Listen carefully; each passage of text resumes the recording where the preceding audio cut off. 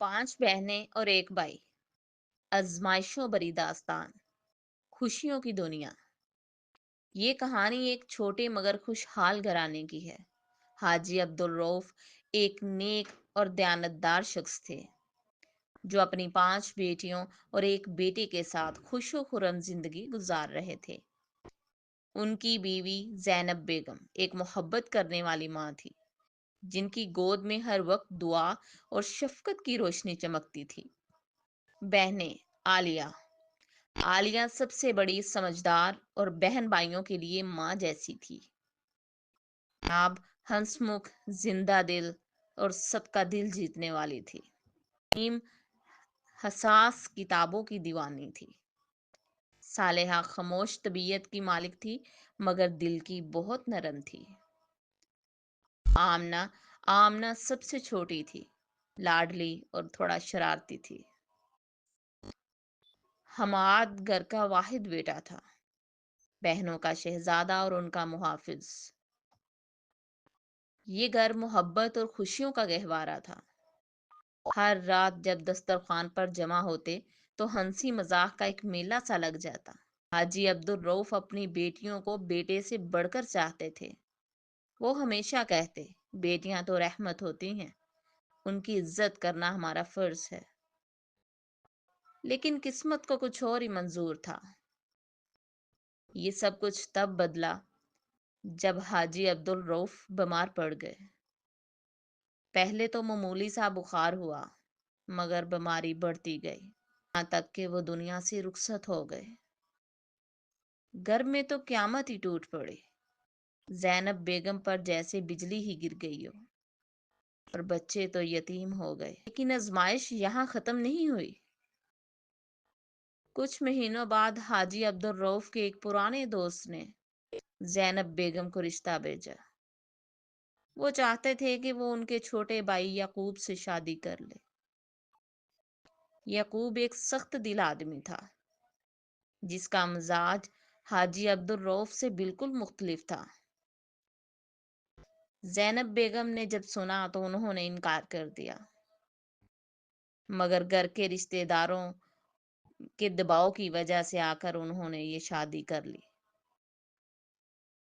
یہ شادی ان کی زندگی کی سب سے بڑی غلطی ثابت ہوئی۔ ظلم و ستم کا دور شروع ہو گیا۔ یعقوب بہت ظالم آدمی نکلا۔ وہ عبدالرؤف اور زینب بیگم کی بیٹیوں کو حقارت کی نظر سے دیکھتا تھا اور حماد کو ہمیشہ نیچا دکھانے کی کوشش کرتا۔ پہلے تو چھوٹی چھوٹی باتوں پر غصہ کرتا تھا، پھر مار پیٹ تک بھی بات جا پہنچی۔ پہلا وار زینب بیگم پر پڑا۔ یعقوب نے انہیں مکمل طور پر کنٹرول کر لیا۔ ان کا اپنی بیٹیوں سے بات کرنا بھی مشکل ہو گیا تھا۔ دوسرا وار عالیہ پر پڑا۔ ایک دن یعقوب نے کہا کہ وہ اس کی مرضی کے خلاف کسی سے شادی نہیں کرے گی، مگر عالیہ نے انکار کر دیا۔ نتیجہ یہ نکلا کہ اسے پڑھائی سے ہٹا کر گھر کے کاموں میں جھونک دیا گیا۔ تیسرا وار حماد پر پڑا۔ وہ اپنی بہنوں کو بچانے کے لیے ہمیشہ آگے بڑھتا، مگر یعقوب اسے ہر وقت نیچا دکھانے کی کوشش کرتا۔ بہنیں دن رات روتی مگر ان کی ماں بے بس تھی۔ یہ ظلم کئی سالوں تک چلتا رہا، مگر پھر ایک دن ایسا واقعہ ہوا جس نے سب کچھ بدل کر رکھ دیا۔ یعقوب نے فیصلہ کیا کہ نیاب کی شادی اپنے کسی بدماش دوست سے کروا دے گا۔ یہ سن کر عالیہ اور حماد آگے بڑھے۔ وہ جانتے تھے کہ اگر آج ہم نے کچھ نہ کیا تو پوری زندگی اس کی غلامی کرنی پڑے گی۔ رات تھی جب خوف کے سائے ختم ہو گئے اور ہمت کی چنگاری بڑک اٹھی۔ عالیہ، نیاب اور حماد نے مل کر ماں کو یقین دلایا کہ اب ظلم برداشت نہیں کریں گی۔ جب یعقوب نے زبردستی کی کوشش کی تو حماد پہلی بار اپنی بہنوں کے لیے ڈٹ کر کھڑا ہو گیا۔ اس نے فیصلہ کیا کہ وہ اس کی بات نہیں مانے گا۔ پوری رات طوفان مچ گیا۔ یعقوب نے ہاتھ اٹھانے کی بھی کوشش کی۔ ڈرے سہمے بچے نہیں تھے۔ حماد نے اپنی ماں اور بہنوں کو ساتھ لیا اور راتوں رات گھر چھوڑ دیا۔ من نہیں تھا، مگر جب نیت صاف ہو اللہ پاک راستے خود ہی بنا دیتا ہے۔ حماد نے محنت مزدوری شروع کر دی اور عالیہ نے ٹیوشن پڑھانا شروع کر دی۔ تھوڑے ہی عرصے میں بہن بھائی اپنے پاؤں پر کھڑے ہو گئے۔ یعقوب کی زندگی میں ایک بڑی آزمائش آئی۔ کاروبار میں بہت بڑا نقصان ہو گیا۔ وہ جو دوسروں کو نیچا دکھانے کی کوشش کرتا تھا خود سڑک پر آ گیا۔ دوست احباب نے منہ موڑ لیا اور وہ ٹینشن سے بیمار پڑ گیا، مگر اسے کوئی پوچھنے والا نہیں تھا۔ ایک دن جب وہ بھیک مانگنے کے قریب پہنچ گیا تب اسے اپنی غلطیوں کا احساس ہوا۔ وہ ندامت میں ڈوبا ہوا زینب بیگم کے دروازے پر آ پہنچا۔